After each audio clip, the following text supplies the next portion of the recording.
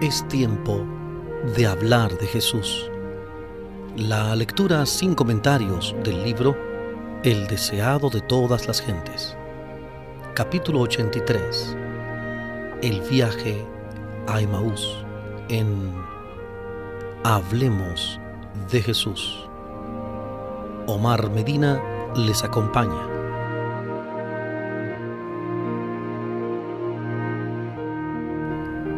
Hacia el atardecer del día de la resurrección, dos de los discípulos se hallaban en camino a Emaús, pequeña ciudad situada a unos 12 kilómetros de Jerusalén. Estos discípulos no habían tenido un lugar eminente en la obra de Cristo, pero creían fervientemente en Él. Habían venido a la capital para observar la Pascua y se habían quedado muy perplejos por los acontecimientos recientes. Habían oído las nuevas de esa mañana de que el cuerpo de Cristo había sido sacado de la tumba y también el informe de las mujeres que habían visto a los ángeles y se habían encontrado con Jesús. Volvían ahora a su casa para meditar y orar. Proseguían tristemente su viaje vespertino, hablando de las escenas del juicio y de la crucifixión. Nunca antes habían estado tan descorazonados, sin esperanza ni fe. Caminaban en la sombra de la cruz.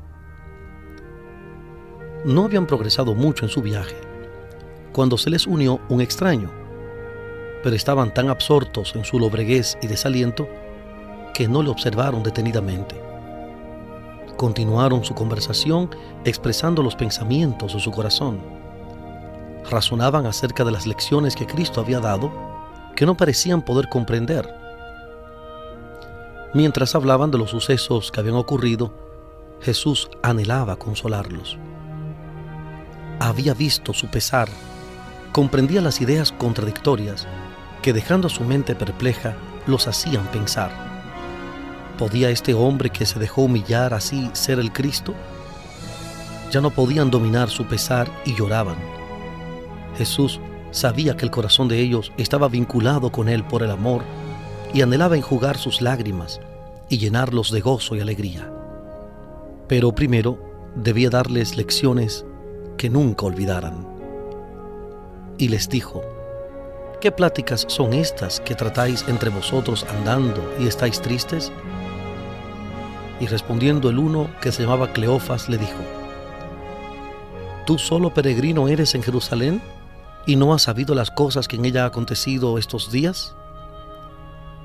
Ellos le hablaban del desencanto que habían sufrido respecto de su maestro, el cual fue varón profeta y poderoso en obra y en palabra delante de Dios y de todo el pueblo. Pero los príncipes de los sacerdotes y nuestros príncipes, dijeron, le entregaron a condenación de muerte y le crucificaron. Con corazón apesadumbrado y labios temblorosos, añadieron: mas nosotros esperábamos que Él era el que había de redimir a Israel. Y ahora sobre todo esto, hoy es el tercer día que esto ha acontecido. Era extraño que los discípulos no recordasen las palabras de Cristo, ni comprendiesen que Él había predicho los acontecimientos que iban a suceder. No comprendían que tan exactamente como la primera parte de su revelación, se iba a cumplir la última, de que al tercer día resucitaría. Esta era la parte que debieran haber recordado. Los sacerdotes y príncipes no la habían olvidado. El día después de la preparación se juntaron los príncipes de los sacerdotes y los fariseos a Pilato diciendo: Señor, nos acordamos que aquel engañador dijo, viviendo aún, después de 3 días resucitaré. Mateo 27, 62, 63. Mateo 27, 62, 63. Pero los discípulos no recordaban estas palabras. Entonces Él les dijo: oh insensatos y tardos de corazón, para creer todo lo que los profetas han dicho. ¿No era necesario que el Cristo padeciese estas cosas y que entrara en su gloria? Los discípulos se preguntaban: ¿quién podía ser este extraño, que penetraba así hasta su misma alma, hablaba con tanto fervor, ternura y simpatía, y alentaba tanta esperanza? Por primera vez desde la entrega de Cristo, empezaron a sentirse esperanzados. Con frecuencia miraban fervientemente a su compañero y pensaban que sus palabras eran exactamente las que Cristo habría hablado. Estaban llenos de asombro y su corazón palpitaba de gozosa expectativa. Empezando con Moisés, alfa de la historia bíblica, Cristo expuso en todas las Escrituras las cosas concernientes a él. Si se hubiese dado a conocer primero, el corazón de ellos habría quedado satisfecho. En la plenitud de su gozo no habrían deseado más. Pero era necesario que comprendiesen el testimonio que le daban los símbolos y las profecías del Antiguo Testamento. Su fe debía establecerse sobre éstas. Cristo no realizó ningún milagro para convencerlos, sino que su primera obra consistió en explicar las Escrituras. Ellos habían considerado su muerte como la destrucción de todas sus esperanzas.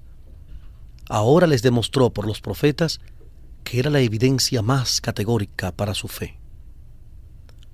Al enseñar a estos discípulos, Jesús demostró la importancia del Antiguo Testamento como testimonio de su misión.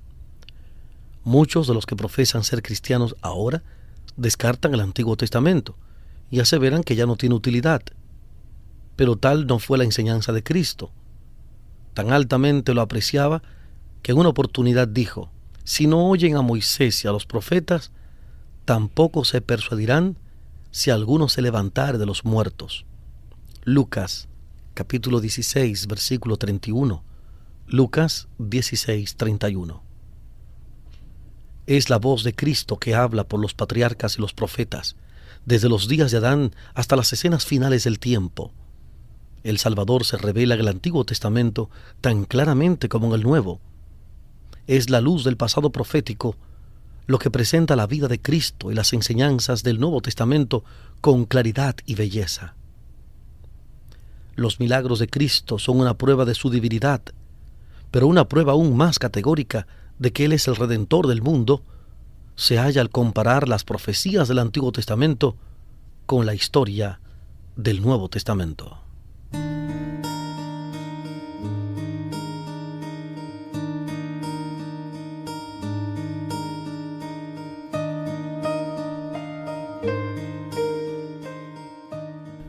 Estamos presentando el capítulo 83 del libro El deseado de todas las gentes. Capítulo 83. El viaje a Emaús en Hablemos de Jesús.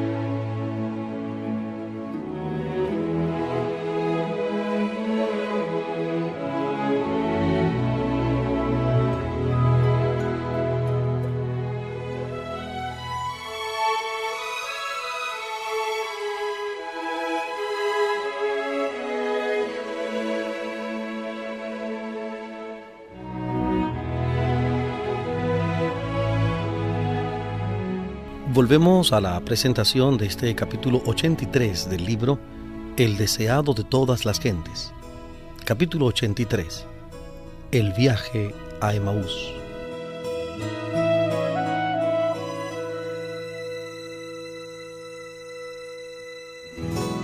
Razonando sobre la base de la profecía, Cristo dio a sus discípulos una idea correcta de lo que había de ser en la humanidad.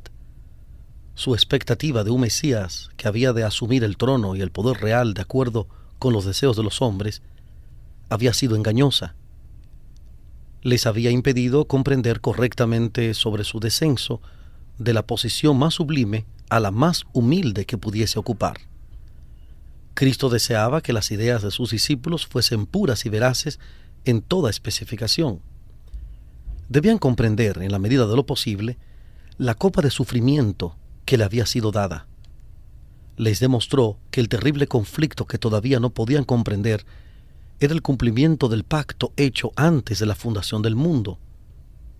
Cristo debía morir, como todo transgresor de la ley debe morir si continúa en el pecado. Todo esto había de suceder, pero no terminaba en derrota, sino en una victoria gloriosa y eterna. Jesús les dijo que debía hacerse todo esfuerzo posible para salvar al mundo del pecado. Sus seguidores deberían vivir como Él había vivido y obrar como Él había obrado, esforzándose y perseverando.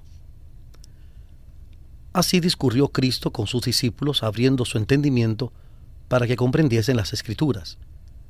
Los discípulos estaban cansados, pero la conversación no decaía. De los labios del Salvador brotaban palabras de vida y seguridad, pero los ojos de ellos estaban velados. Mientras Él les hablaba de la destrucción de Jerusalén, miraron con llanto la ciudad condenada. Pero pocos sospechaban quién era su compañero de viaje. No pensaban que el objeto de su conversación estaba andando a su lado, porque Cristo se refería a sí mismo como si fuese otra persona. Pensaban que era alguno de aquellos que habían asistido a la gran fiesta y volvían ahora a su casa. Andaba tan cuidadosamente como ellos sobre las toscas piedras, deteniéndose de vez en cuando para descansar un poco.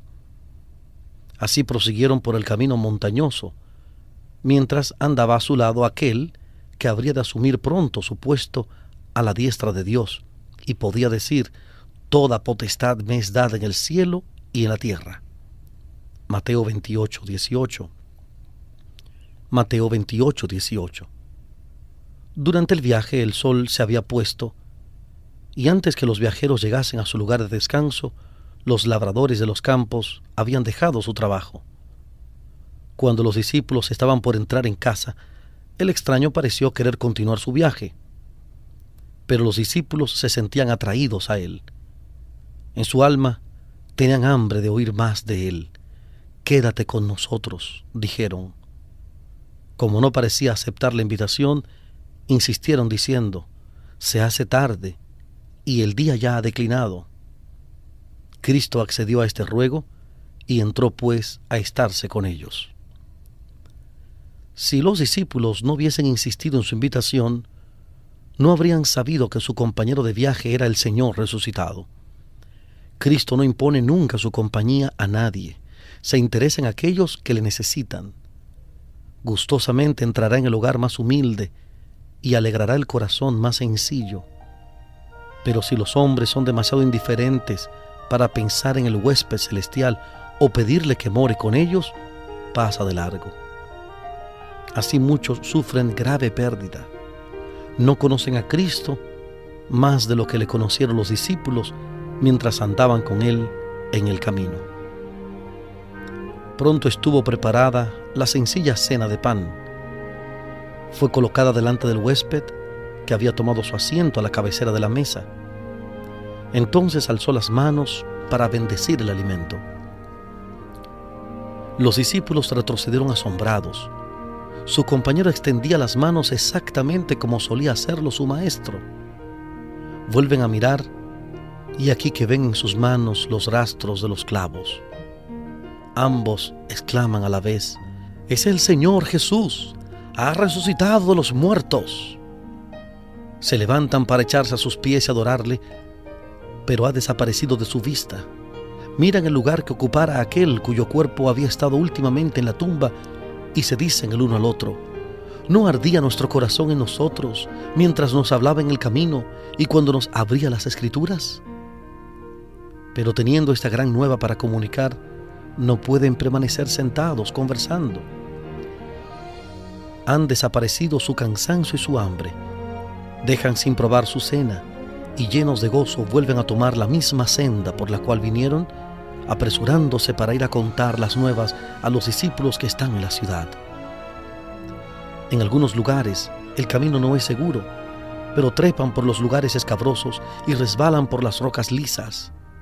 No ven ni saben que tienen la protección de aquel que recorrió el camino con ellos. Con su bordón de peregrino en la mano, se apresuran deseando ir más ligero de lo que se atreven.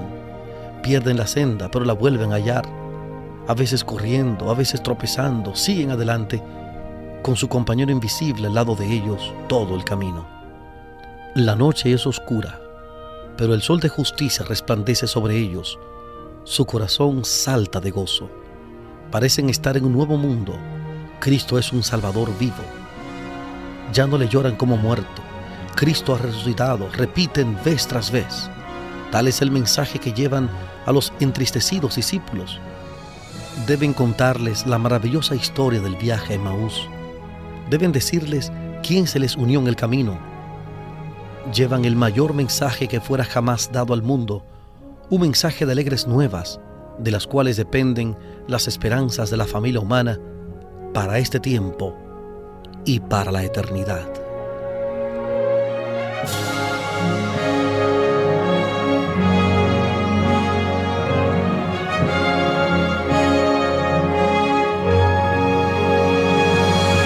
Hemos presentado la lectura sin comentarios del capítulo 83 del libro El deseado de todas las gentes. Capítulo 83. El viaje a Emaús. Este capítulo está basado en el Evangelio de Lucas, capítulo 24, versículos 13 al 33. Lucas 24, 13 al 33. Hablemos de Jesús. Omar Medina les agradece la fina gentileza de la atención dispensada. Que Dios les bendiga.